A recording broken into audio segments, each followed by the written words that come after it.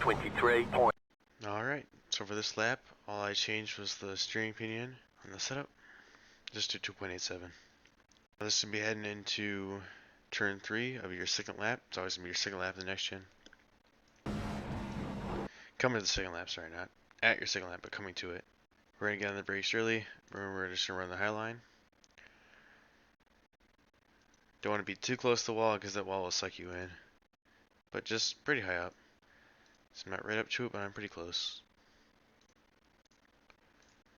Now we're just going to get on the throttle. We're on the brake early so we can pick up the throttle early. I picked up the throttle just for this like black Cup Series logo is. Pick it up gently just to roll the top here. Now that we're past this red general tire sign, we're going to arc it down.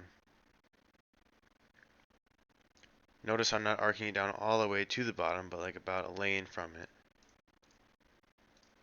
Just about a lane from the bottom. And as I arc down, I increase the throttle. You can see my throttle. I slowly increase the throttle as I arc down. Now I'm full throttle. Notice how the wheel is pretty straight when I'm full throttle. If I go full throttle before I got the wheel straight, then the car is just going to want to spin around.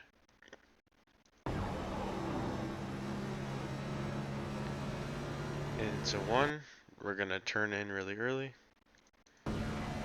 Try and just aim for this bottom line here before we get on this transition, this bump. See how it transitions to banking there? It creates a big bump. We're going to try to turn in before that.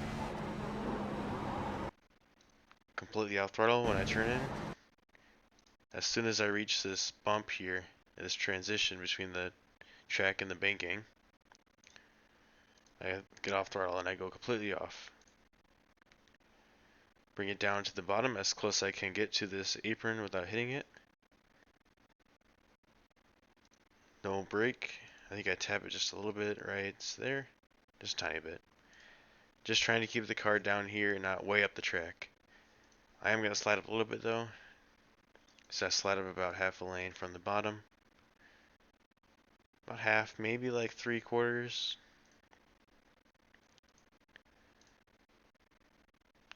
Then once I'm up there, I can get back on the gas. Now I'm up to here, I grab the gas. And I get on the gas and I'm going to turn the car down, back down to the apron. I don't go full throttle, I go about half. I'm applying as much throttle as I can without the rear end slipping out. The setup is really loose, so I'm just trying to apply as much throttle as I can without the rear end kicking out. I have to be really careful on this exit here. You want to turn down so you get as close to the apron as possible, but you don't want to wrap it too much, because if you wrap it too much, the rear is going to slip out. So right when you can see your exit and make a really straight exit, that's when you get off it. And when you get off it is when you go full throttle. See how the wheel is pretty straight when I go full throttle? Because it's so loose and the rear ends don't want to grip up, you got to be full throttle when you have the wheel really close to straight. If I was still turning the wheel more, then the car would spin out. So when I get the wheel straight is when I go full throttle. The wheel's not exactly straight, but it's a lot straighter than it was there. See how the wheel really turned there?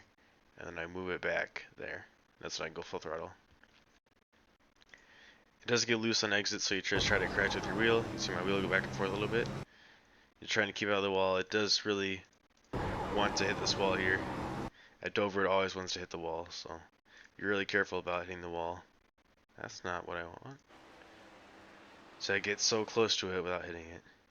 You don't want to hit that wall because it will give you a 0x and it will discount your lap.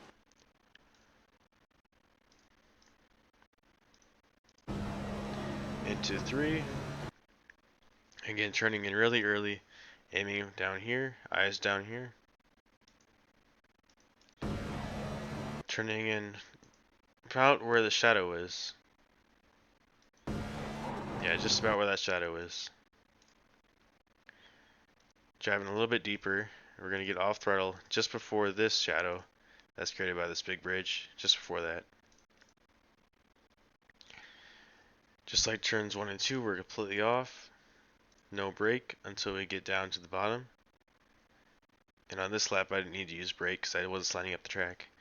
But if you got in too hard and you were going to slide up the track, then you would have to apply the brake to keep it on the bottom. Here we're going to roll bottom a lot harder than we were in turn 1 and 2. We're going to get a lot closer. We're still creating a slight diamond, so this is about maybe a quarter lane to a half.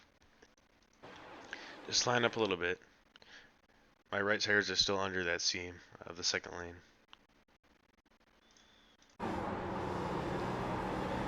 Now here it gets really pushy. If you use more wheel to avoid the push, then you're just going to spin out. So no, that does get really pushy here, it does get really tight. That's why I have this lift. You see I pick up the gas when I know I can route the bottom without it going too far up the track. And you see here I have a lift right there. Lift. I do that because if I don't, the car won't turn. I need the car to turn.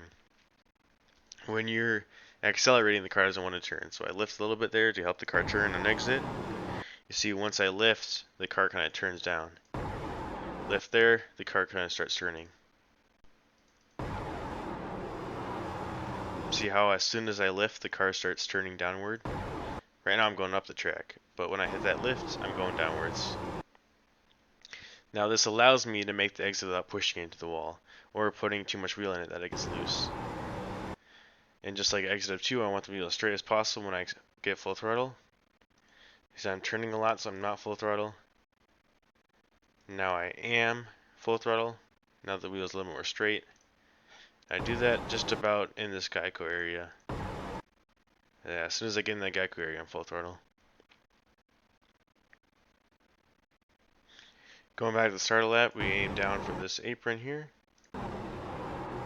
You pick up the gas. As soon as you're going off that apron, you can pick up the gas. But you remember, you're going to have that second lift. The second lift is really important to get the car to turn, to make your exit. If you don't have that second lift, the car will not turn. You're going to plow on the fence. So you pick up the gas when you're rolling the bottom good. You're going to push out the track slightly, but that's okay, because there's your second lift. That second lift is going to help you turn and shape your exit out better. I come across the line with a 23.04, which I think is a really solid lap, but I know there is a 22 in there. I just want to prove it so bad, but I can't. So best of luck to you. Maybe you can get that 22.